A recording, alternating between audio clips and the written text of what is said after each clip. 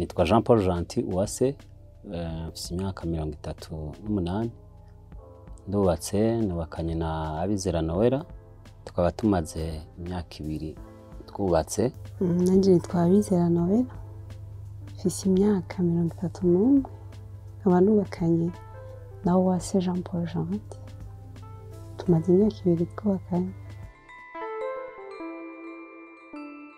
Twamenyanye muri 2010 bwa 2010 yarakiri muto general umuntu umupapa nyene be hajya formation yari umu participa nanje ndi umu formateur naramubona bisanzwe après 3 ans ou 4 ans wigi Gitega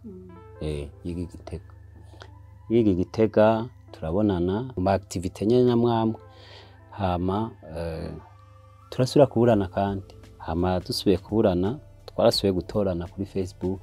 Yaranyandikira cyane kwanza atavyarambwira akanyandikira kuri WhatsApp kuri Facebook. Bashotse nyemerera. Oya. Boshoka weme. Waje wari kuragira amafyeri cyane. Oya twari kumwe n'uwundi. Okay. Akira zitano no.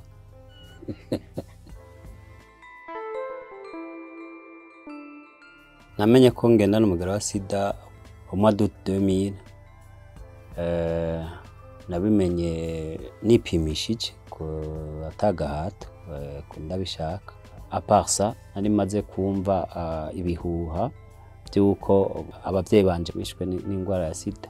Maze kubimenya abambere nabibwiye Sesson nabo twari kumwe twari ku c'était mes tantes aba mama wacu nari babwiye cyo reaction nta nakimwe byambwiye gusa bo urumva byarababaje kuko ntabyo bitega je kubimenya ko wanje bwa mbere natango kugira amakenga kwera mutoyi wanje wewe amasinya araboneka ku mubiri yaragwagurika kandi n'ababanyi baravuga ko abavyeyi banje bagwaye.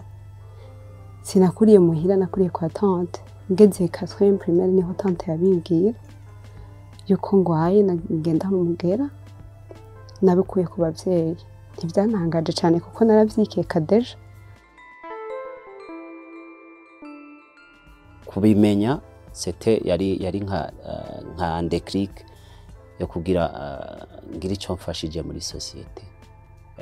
Ndibuka ko ico gihe niga ku ishure ry'ababikira mu Ruyigi abagenzi bari hafi yanje nashitse ndabibabwira ondire babona umengo no guvyina naho ntari bwamenye ukuntu bizogenda ntivyigeze bimbuza ko no gira byo hagarika ubuzima bwanje. Maze kubimenya ntibwari guhinduka ko ndeje navyikeka nari namaze kwiyakira sinashotse ntangura imiti nagiye kwitangura niga w'ikiye 2008 niho natanguye gufata umuti upfaza umugera wa SIDA. Naragize ubwoba nyene ko ntazokubaka icambere nambere jo nabona ko sinzoramba ariko mu nyuma nyene ngenda hura n'abandi bajene bameze nka jewe hama nabwo ndi sindi jenyene ndi kumwe n'abandi hama nk'umuhungu aje kundira ikintu cyane namubwira kugira mbone ko ari ukuri canke atari ukuri namubwira ati cendagendana umugera wa SIDA. Hari gihe aca yiruka canke akanyereka ko turi kumwe tutari kumwe.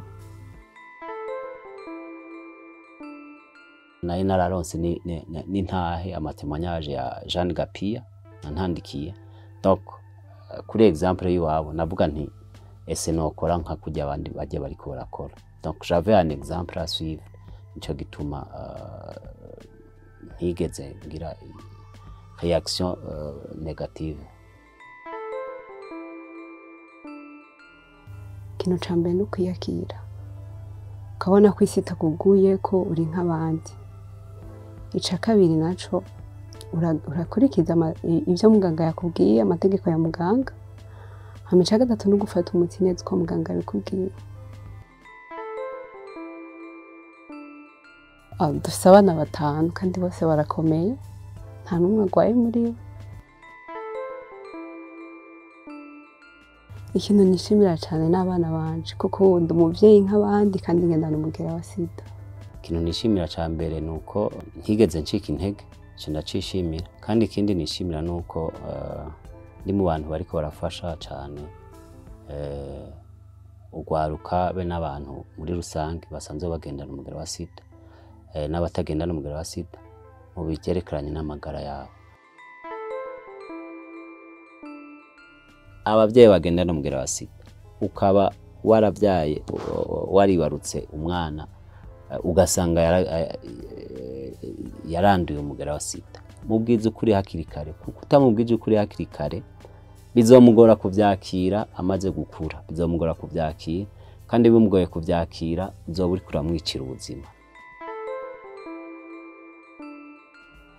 Inkumi zigendana umugera wa SIDA ntimugire ubwoba, kuko ubu buhinga bwarateye imbere. Meme uwugenda niwaronka umusore agendana umugera wa SIDA ntuzotinye, kuko abaganga bahari ku bwacu, bahari ku bwanyu, murashaka kubana wewe ugendana umugera wa SIDA nawe akomeye, kandi mukabana neza, mukavyara n'abana bakomeye. Abasore nabo bagendana umugera wa SIDA, ego uraja kuresha mugabo uzovugisha ukuri, kandi uba ufise ya discipline navuga, uba ufata umuti neza kugira ngo bizobafashe mu buzima bwanyu bwo mu rugo mumere neza.